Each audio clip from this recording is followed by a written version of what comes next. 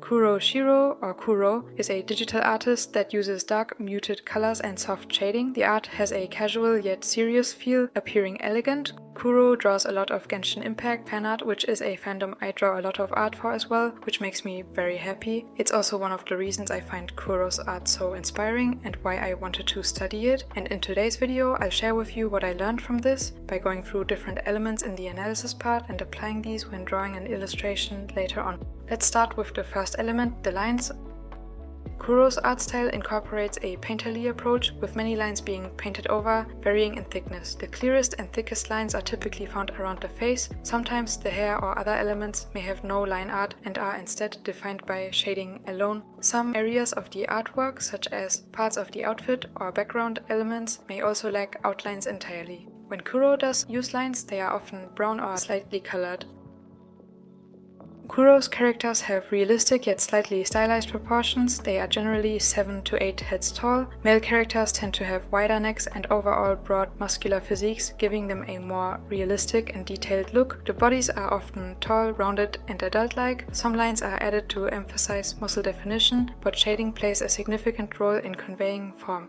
The torso and limbs tend to be thin and muscular, with many changes in direction and a mix of rounded and more edgy parts. Especially the elbows or knees are more edgy, while the arms and legs are more rounded, for example.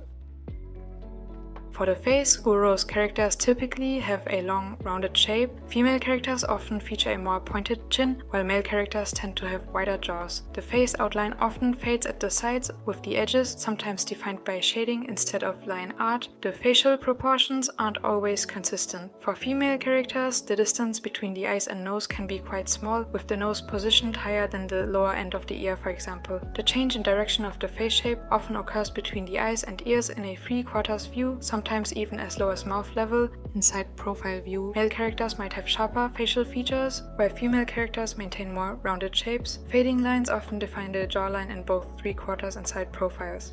In the front view, the nose is less defined, often portrayed with minimal lines or sometimes just shading. In the side view, the nose becomes more pronounced, with a line at the lower part and sometimes the nostril drawn. Occasionally, the nose bridge is partly lined as well. Shading is often used to define the nose, with a subtle blush or light highlighting the bridge. In the side view, the nose may protrude forward more, with the lines often extending far ahead of the face. Kuro's characters always have a mouth drawn with varying line thickness. A slightly thicker outline is often applied to the corners of the mouth, thinning out toward the middle. Sometimes the lower lip is also defined with a line or slight shading. The lips are often shaded in tones of red, pink, or orange, with highlights giving them either a glossy or matte appearance. Kuro typically draws a white shape to represent the teeth when the mouth is open. The eyebrows are outlined and thicker on the inner part, transitioning into a thinner line as they extend outward. The shape of the eyebrows is often rounded or straight, long and thin, with the start of the eyebrow sometimes having a triangular or zigzaggy look. Now let's talk about one of the aspects that tends to stand out a lot for each artist: the eyes. In Kuro's art, the eyes are generally placed around the middle of the head. The shape of the eyes can vary, typically almond-shaped or round. Female characters tend to have larger, taller eyes. The inner corner of the eye is positioned lower, often without an outline, while the outer corner sits higher up. The thickest lines around the eye are found at the top, with the thickest part usually at the outer corner or along the upper lash line. Kuro's eyes are not always completely outlined. The inner lower part often has empty spaces. Small lashes, especially at the outer corner, are added, with female characters usually having more lashes, though male characters sometimes have a few as well. For the lines around the eyes, Kuro typically adds one line above the eye, following its shape, though there are often gaps. In some cases, 2 lines are added, particularly for more detailed characters. The lashes often include various colors. I used lash shadow and light layers to add more colors to them here. The iris has a large, rounded shape, sometimes varying slightly depending on the character. Here are layers I would use to create a similar eye shading result to Kuro's art. Starting with a base layer for the iris itself, shadows are added for the pupil, around the iris and below the upper lash line, then a light layer for brighter parts, and finally a detail layer for more hue variation and depth. In some artworks, the shadow around the iris and the upper lash shadow are the same color. There are typically 4 levels of shading in the eyes, often enhanced with colorful lights or other details. The shading around the eyes is often darkest at the inner corner, below the eyebrow, and along the outer lower edge of the eye. Reddish hue is sometimes added below the eyes. Shadows tend to surround the eye area, while the forehead is often brighter than the part below the eyebrow. For highlights, Kuro usually adds one large round one that may transition into the white of the eye. Smaller highlights are sometimes added as well. Kuro's shading saturates areas around the mouth and eyes, adding a lifelike vibrance to the skin.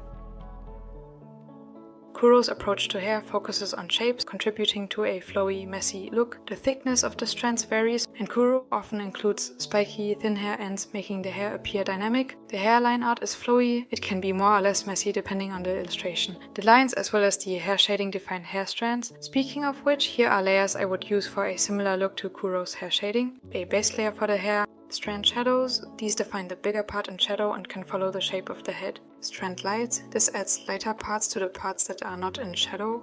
Next would be cast shadows, for more defined smaller shapes that are usually caused by overlapping hair strands. These help to separate the hair strands from one another, adding depth. Then I added a gradient or light layer to add more color variation, and an overlay layer for more saturated parts. Highlights, when included, are often zigzag shaped or more blocky. Kuro also adds zigzaggy or blocky shapes for hair shading, following the direction of lighting and the shape of the head, depending on the lighting situation. For characters with hair falling over the face or eyes, the eyes are often not visible beneath the hair.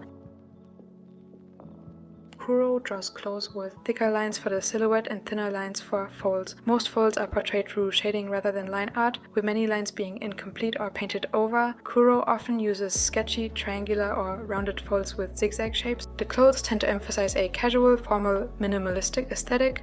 The outfits tend to be not overly complex, featuring modern designs with occasional tattoos. Patterns can also be included in the outfits, and accessoires, such as jewelry, are commonly added. Kuro's color palettes often consist of muted, dark tones. There is typically a mix of desaturated colors with a few more vibrant accents. The overall tone tends to be yellowish or cool. It depends on the mood of the illustration and the character design. Analogous or monochrome color schemes are common, with a focus on one main color. Many illustrations feature a lot of black and white, which adds a lot of contrast. This often adds more contrast than the shading, what we'll move on to next. Kuro draws a variety of lighting scenarios, often placing large portions of the characters or illustrations in shadow. There is typically some contrast on the face. The shadow shapes are rounded, triangular or square. There's a mix of sharp and smooth edges, and some shadow edges can be blurred as well. Sometimes more rough, painterly shapes are included. Kuro uses a lot of hue variation, adding soft glows and saturated borders to enhance the depth of the shading. The shading layers I would use to create a similar shading result to Kuro would be first a base color, followed by multiple clipping layers for each color to refine the shading. Layers I would add as these clipped layers here would be a first shadow layer, a second shadow layer, a light layer, and a hue variation layer, which can also include a saturated border in some areas. I also found this image where Kuro shared an example of a pair to show the use of reflected light with cool tones, warmer, more saturated hues, and shadow transition borders. This adds depth through color shifts.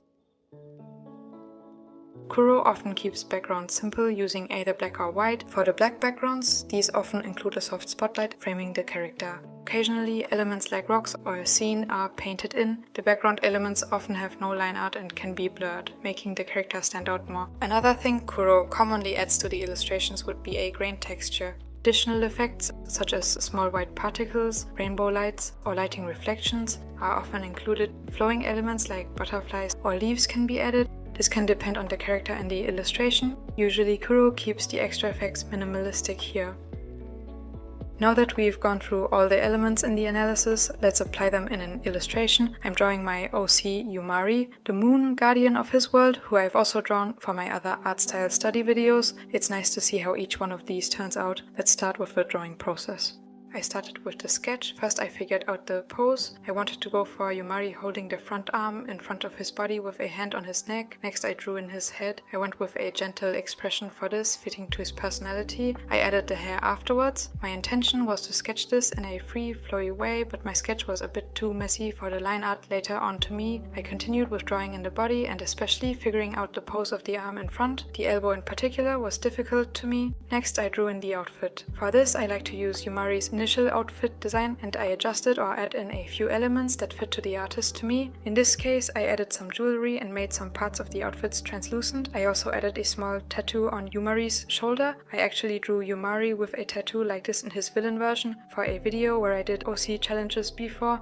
To make sure the anatomy works, I marked it in the sketch to see if the volumes work. Similarly to this, I filled in silhouettes for the head and hair to adjust these parts before moving on to line art. I tried adding different versions for the nose as I was unsure how I would like to portray it, how long and big the nose line should be, and if I would add a nostril, for example. After repositioning the head a bit, I then moved on to the line art. For the face, I wanted to make sure the lines would appear soft. I made the mouth outline thick and dark and added thicker and darker lines around the silhouettes of parts and parts that are in shadow. I continued with the hairline art. Making sure it was flowy was important to me here. I wanted all the lines to follow the head sphere and for them to come from the hair part direction wise. Then I moved on to the bodyline art. I was a bit unsure about how I would draw the knuckles for the hand around the neck. Speaking of this hand, it's a pose I haven't drawn many times before and I was looking up a lot of references for this pose. I even took some photos of myself for this, which I really recommend for saving time with specific poses. For the outfit, I was a bit unsure about the frontal sleeve, whether to make it long or short. I ended up drawing in both versions. I drew in the rest of the outfit and the accessoires. Speaking of the accessoires, here I went into Clip Studio Paint to draw in chains using a chain brush. Using brushes like these can help to save time. Kuro uses Clip Studio Paint to draw as well and made use of brushes like these in some drawing process videos here on YouTube. I exported the accessoires as images, then I went back into Krita and finished up the line art. Next I moved on to filling in the flat colors. I went with rather desaturated ones for this. I also filled in parts around the arm and chest so they would be more translucent. After this I adjusted the ear and hair a bit. I also drew a sketch of the head on top to make sure the volume would work. Then it was time for shading. First I gathered all palettes from the previous analysis part and adjusted the colors so they would align with Yumari's color palette. Since I wanted parts of the outfit to be translucent, I also made sure to put these outfit parts in separate layer groups above the skin layer so that some skin color could shine through underneath. Next I added a layer on which I blocked in the shading, which I would use in the final illustration. Before I actually go through all the layers to do the shading, I like to do this since it enables me to try out multiple different shading setups quickly. This helps to make sure I can approach the more detailed shading process for each color with a rough guide. After trying out some options, including light from the right or the top, I decided to go with light from the back left. For shading, I go through my layer groups in a bottom to top way, starting with the skin. I also like to use this order because this way I start with the skin, the eyes and the hair before moving on to the body with the outfit. Since the head tends to be the focal point in many illustrations, I am able to focus and use most concentration when working on this since I start with the skin, the eyes and hair, the head of the character.